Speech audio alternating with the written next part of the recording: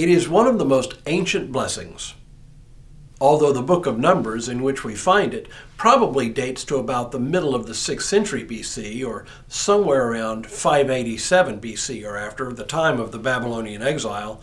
The words themselves almost certainly come from a much earlier time in Israel's history, and only recorded in their present form when the book of Numbers was finally assembled from older traditions. Its very age, and the fact that it is still being used today, attests to its great power to comfort and reassure the people of God in all manner of circumstances. It continues to comfort us today. Hello, I'm Stuart Baskin, pastor of First Presbyterian Church of Tyler, Texas, and this is your daily devotional for Saturday, March 12th, 2022. The book of Numbers records a conversation between God and Moses, in which Moses is commanded to instruct Aaron and his sons to say these words over the people of Israel.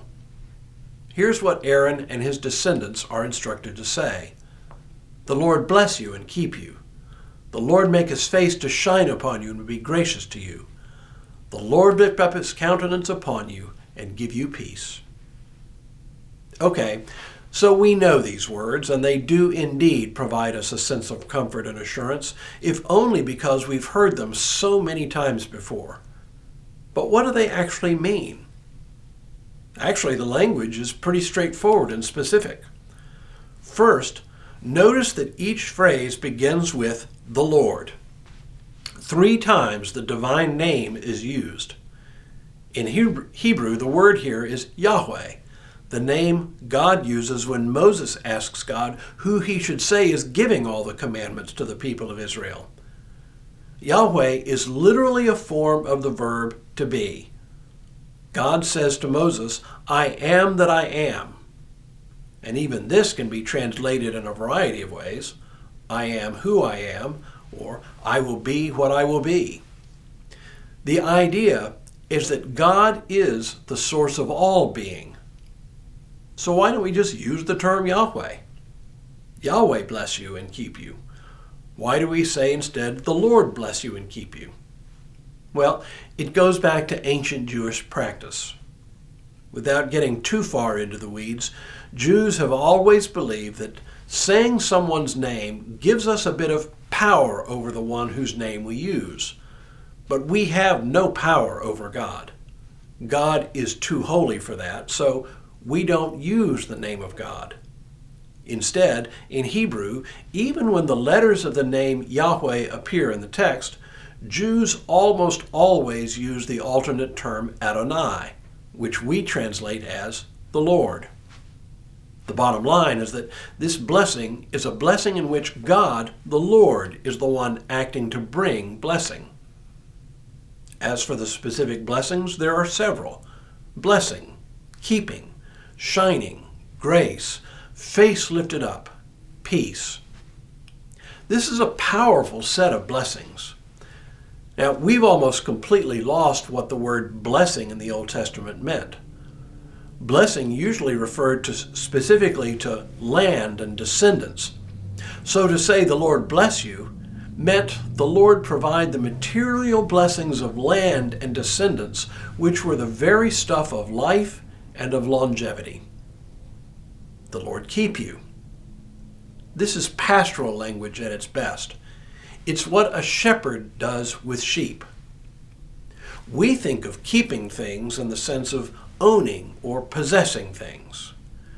But it's not really so much about ownership as it is about protection. The Lord keep you from harm is the real meaning of it. The Lord make his face to shine upon you. Think Moses' face when he came down from the mountain with the tablets of the law.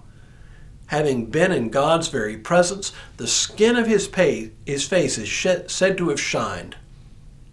When the Old Testament talks about the glory of God, it's a specific reference to the light of God's presence breaking into darkness.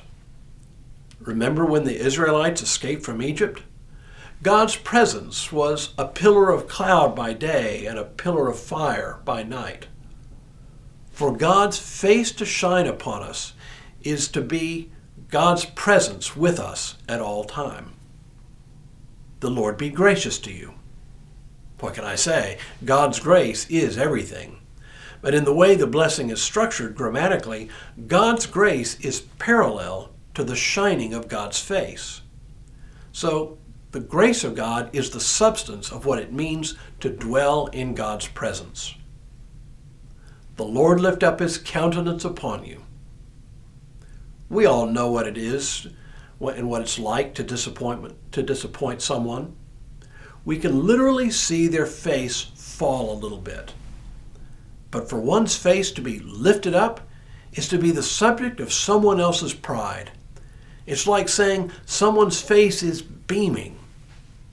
In this context, for God's face to be lifted up to us is for God to take notice of us and to have joy and pride in us.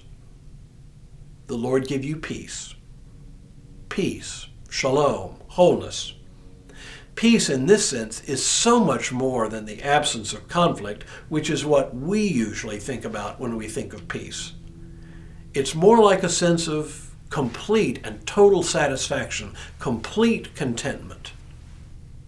We've all experienced this feeling from time to time, but imagine living with this sense of peace at all time, this sense of contentment every moment of our days. That's powerful. So the next time you hear these words, think on these things. The Lord bless you and keep you. The Lord make his face to shine upon you and be gracious to you. The Lord lift up his countenance upon you and give you peace from this time forth and forevermore. And now may God continue to bless you and keep you in all that you do this day and in all the days ahead.